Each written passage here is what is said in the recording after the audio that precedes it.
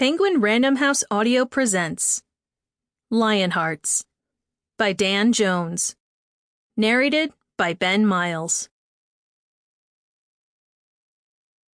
For Arthur.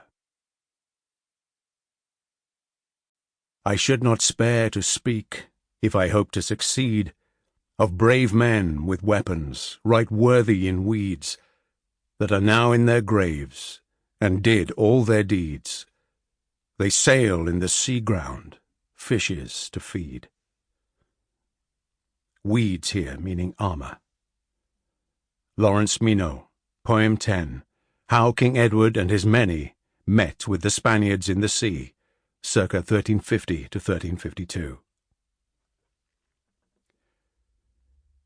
When the waves grow wild and walls fall down, and boastful proud boys marry noble ladies and lead them around, then the dreadful day of doom will soon draw near. Winner and Waster, anonymous English poem, circa 1350s. It is as it is. Motto of Edward III. Prologue. Bordeaux, 1348. We are sure that your magnificence knows how, after much complicated negotiation about the intended marriage of the renowned Prince Pedro, your eldest son, and our most beloved daughter Joan, which was designed to nurture perpetual peace and create an indissoluble union between our royal houses, we sent our said daughter to Bordeaux, en route for your territories in Spain. Letter of Edward III to Alfonso XI of Castile, September 1348. "What do you think?" said Thorpe, shielding his face against the sun and looking at Bordeaux.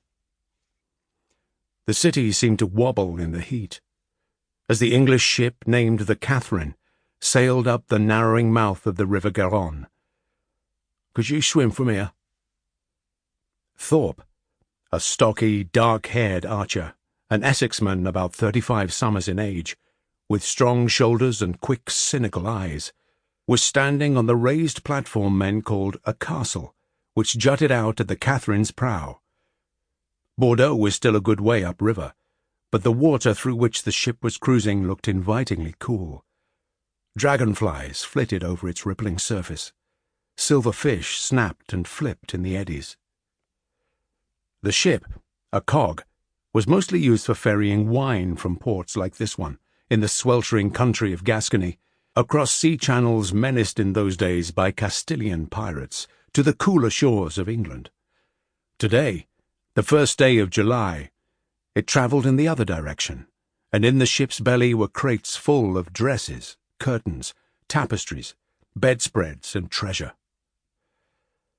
Besides the ship's captain and his small crew of sailors, there were also 24 fighting men aboard, mostly hard-bitten veterans of King Edward's war against the French.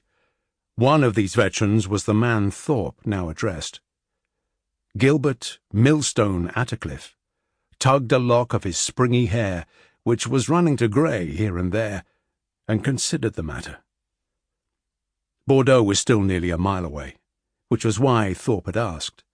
Not many men could have contemplated such a feat of endurance, but Millstone was tough. For years, the two men had fought together in a war band known as the Essex Dogs. That crew was now broken up, some members dead, others missing. Their leader, Loveday, retired. But Thorpe and Millstone were keeping the spirit of the dogs alive, or trying to. "Swim it?" "All right," said Millstone, still sizing up Bordeaux. "Just without my boots on. But when I got there, I'd be good for nothing." He crinkled his eyes. "You'd have to drag me up the dock, blowing out of my arse like a porpoise." Thorpe chuckled. "Good fella," he said. Millstone returned the question, like a favour. "Reckon you could loose an arrow to hit the spire on the cathedral?" "No chance," Thorpe said.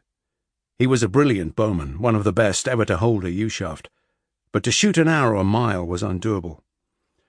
Few 100 paces closer, mind." He glanced at his mate. "You know as well as I do that I could pin a man's pintle to his hand if he was pissing against the bell tower." Thorpe thumbed sweat out of his eyebrows and ran a hand through his hair, salt and sweat stiffened from the week at sea. He took a swig from his ale flask, leaned over the edge of the ship's castle, and spat. Then he recoiled in surprise. A dead woman was staring up at him.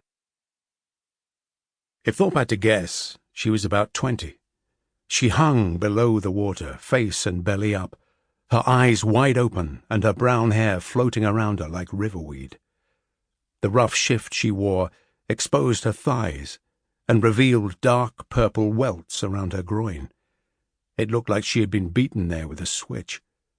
More dark lumps, the size of a hen's egg, stood out around her neck. "Christ teeth!" Thorpe felt queasy, but tried not to show it. He nudged Millstone. "Look at that." The big stonemason nodded. He, too, noticed the black lumps.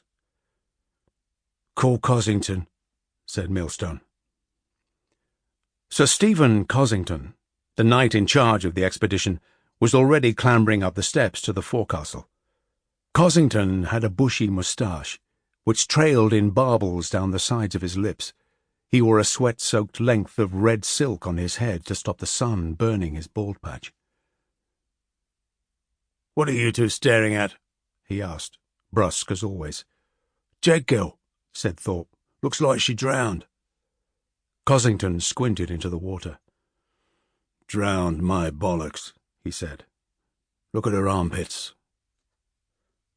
For a moment they all leaned over the side of the castle and watched the round prow of the ship's hull nudge the girl's body, before she drifted along the Catherine's steerboard side towards the stern and out of view.